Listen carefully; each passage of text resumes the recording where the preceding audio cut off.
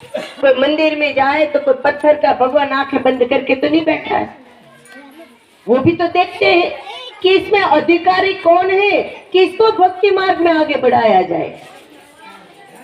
तो सज्जनों, ईश्वर हरदम देखते रहते हैं, क्योंकि ईश्वर हम लोग सोचते हैं वो केवल मंदिर की चार दीवारों में नहीं, भगवान तो सर्वव्यापक है। भगवान तो सबके घट घट में है, सबके हृदय के अंदर भगवान निवास करते हैं। करते हैं, करते हैं। आपके हृदय में है भगवान? है भगवान है, सबके हृदय में होते हैं।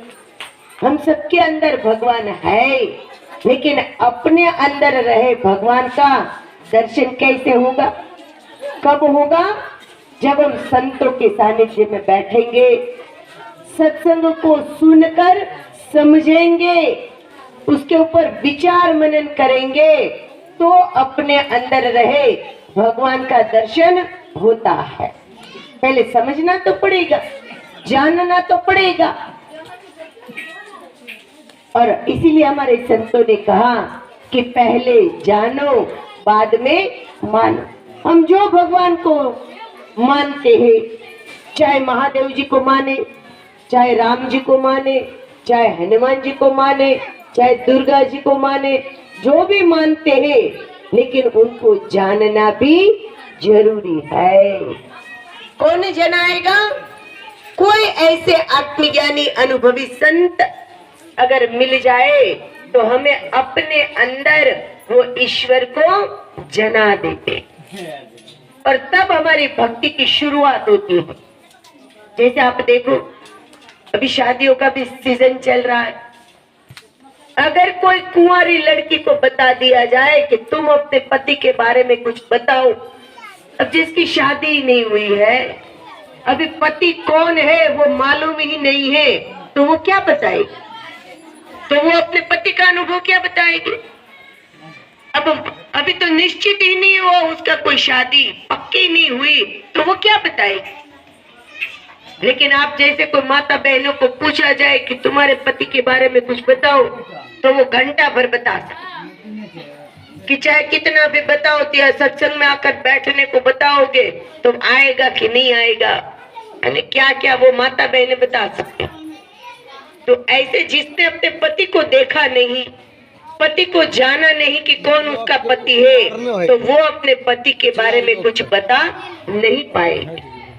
ऐसे ईश्वर की बात है, जिसने ईश्वर को जाना नहीं, ईश्वर को कभी देखा नहीं, ईश्वर कहाँ पर रहते हैं वो ठिकाना मालूम नहीं, वो भक्ति करेंगे तो कहाँ पहुंचेंगे? कैसे वो ईश्वर की अनुभूति की बातें कर पाएंगे? तो सज्जनों, ऐसे आत्मज्ञानी अनुभवी संतों के पास जाना पड़ता है कि जो संतों ने ईश्वर को देखा है और हमें भी दिखा सकते। ऐसे आत्मज्ञानी अनुभवी संतों के पास जाएंगे, तब जाकर हमारे अंदर जो ईश्वर है, ईश्वर तो हम सबके अंदर है, लेकिन वहां पर अज्ञानता का ताला लगा हुआ है। जब तक ताला खुलेगा नहीं, तो अंदर रहे भगवान का दर्शन होगा नहीं। अज्ञानता का ताला इतना बड़ा लगा हुआ है कि व्यक्ति अनेकों प्रयास करता है वो अज्ञानता का ताला खोलने के लिए। ताला खोलने के लिए कोई व्रत उपवास करता है, एक चाबी घुमा के देखता, व्रत उपवास वाली चाबी घुमाता, पर फिर भी कितने कठिन से कठिन व्रत उपवास कर ले, लेकिन अंदर जहां पर ईश्वर है वो ताला खुला। जिसके अंदर का ताला खुल गया तो अंदर रहे ईश्वर का दर्शन हो जाएगा। अंदर रहे ईश्वर के दर्शन करने के लिए व्रत उपवास की चाबी घुमा के देखा, फिर भी अंदर रहे ईश्वर का दर्शन हुआ क्या? हुआ? कई लोग तीर्थ यात्रा की चाबी घुमा के देखा, शायद भगवान का दर्शन हो जाए। तीर्थ यात्रा की चाबी घुमाई तो भी अंदर रहे ईश्वर की अनुभूति हुई नहीं। कई लोग यज्ञ हवन की चाबी घुमा के देखते कि शायद यज्ञ हवन कर लेंगे तो अंदर रहे ईश्वर की अनुभूति हो जाएगी। तो वो यज्ञ हवन की चाबी घुमाई तो भी अंदर रहे ईश्वर की अनुभूति हुई नहीं। अनेकों प्रयास करके देखा, अनेकों शास्त्रों का पठन पाठन कर लिया, अखंड रामायण का पाठ कर लिया, गीता के पाठ कर लिया, शिव पुराण कर लिया, शिव संहिता को, दुर्गा चालीसा, अनेकों चाबियां घुमाता रहा। भगवान कृष्ण ने तो बताया है कि नाना पंथ जगत में निज निज गुण गावे, सबका सार बताकर सदगुरु मार्ग लाए। नाना पंथ जगत में बहुत सारे पंथ है, बहुत सारे ग्रंथ है, सब चाबियां घुमा के देख लिया, एक भी काम न लगी। सब संतों अनुभव से बताते हैं कि नाना पंथ जगत, इस जगत में अनेकों पंथ और अनेकों ग्रंथ है, वो सब अपने अपनी बड़ाई बताते हैं, अपने अपने महत्ता बताते हैं, लेकिन सबका सार बताकर सदगुरु मार्ग ला।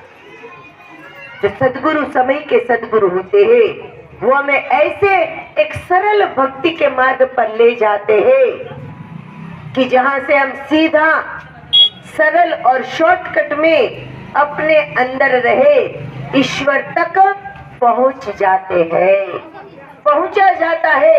इसलिए शास्त्रों में लिखा है, लेकिन कोई पहुंचाने वाला नहीं मिल रहा, इसलिए हम भक्ति करते करते करते बरसों बीत गया, अभी तक अपने अंदर रहे ईश्वर तक पहुंचे नहीं।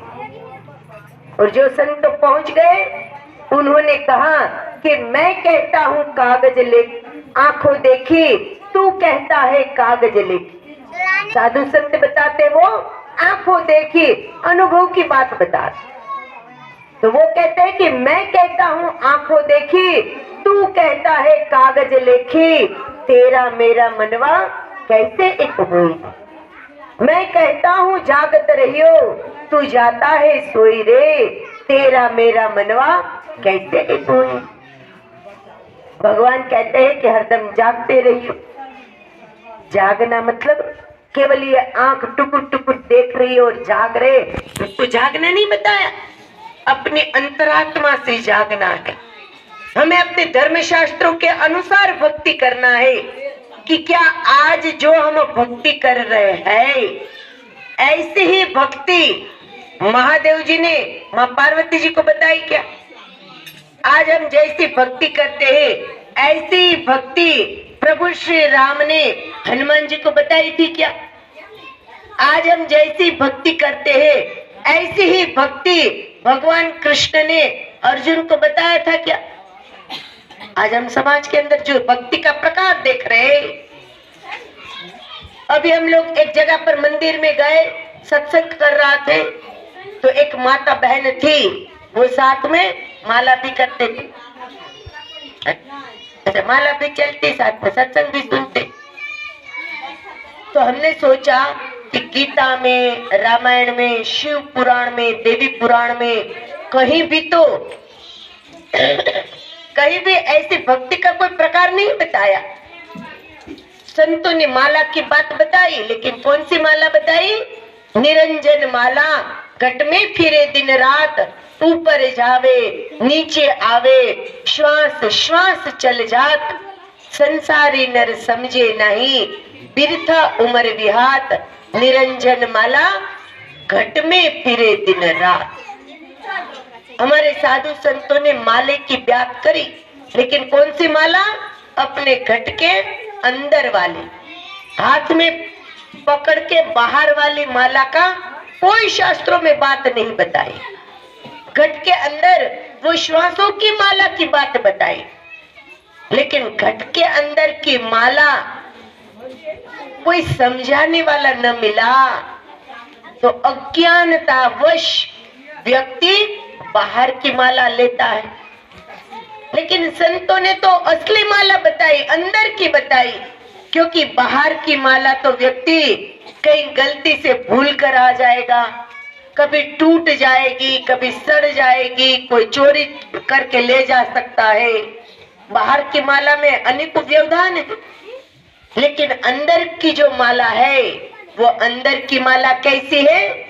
न सड़ती है, न गलती है, न कभी टूट जाती है।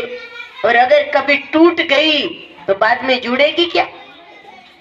श्वासों की माला एक बार टूट जाए फिर कभी जुड़ती नहीं है।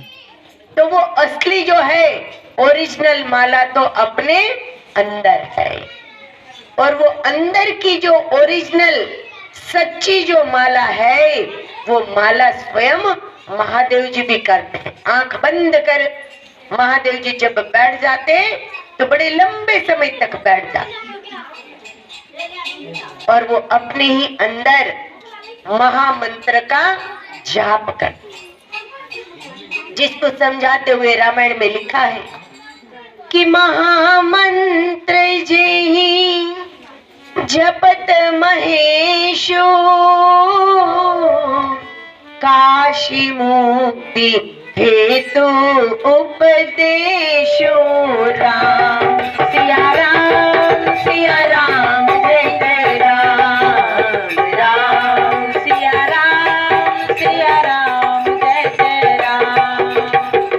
तुलसीदास जी ने बताया है वहां कि वो महामंत्र का जाप स्वयं महादेव जी करते, और वो महादेव जी जो मंत्र का नाम का जाप करते हैं वो समझाने के लिए जब वो समाधि से जागृत हुए तो स्वयं काशी के जीवों को वो उपदेश करने के लिए स्वयं महादेव जी जाते। महादेव जी क्यों जाते?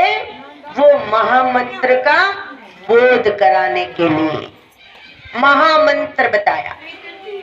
महा का अर्थ होता है जिसका कोई आदि और अंत नहीं। देखो गंगा हमारी इतनी बड़ी गंगा है, लेकिन वो गंगा का और किनारा दिख जाता है, लेकिन समुद्र होता है, समुद्र को महासागर बताया जाता है। वो समुद्र का किनारा नजर नहीं आता, नदी का किनारा नजर आता है, लेकिन महासागर का किनारा कहीं नजर नहीं आता। ऐसे महादेव जी जिस मंत्र का जाप करते हैं वो मंत्र का आदि मतलब शुरुआत और अंत कहीं नजर नहीं आता। हम मुख से जो भी मंत्र जाप करते हैं, अगर कोई ओम नमः शिवाय का जाप करता है तो ओम से शुरुआत होती है और य से मंत्र समाप्त होता है। तो मंत्र की शुरुआत भी होती है और मंत्र का शुरू अंत भी आ जाता है। लेकिन महादेव जी जिस मंत्र की बात बताते हैं वो मंत्र की ना तो शुरुआत होती है ना तो उसका अंत आता है, इसलिए उनको महामंत्र बताया। महामंत्र जेहि जपत महेशु, महेश यानी महादेव जी भी वो महामंत्र का जाप करते हैं। कौन सा वो मंत्र होगा?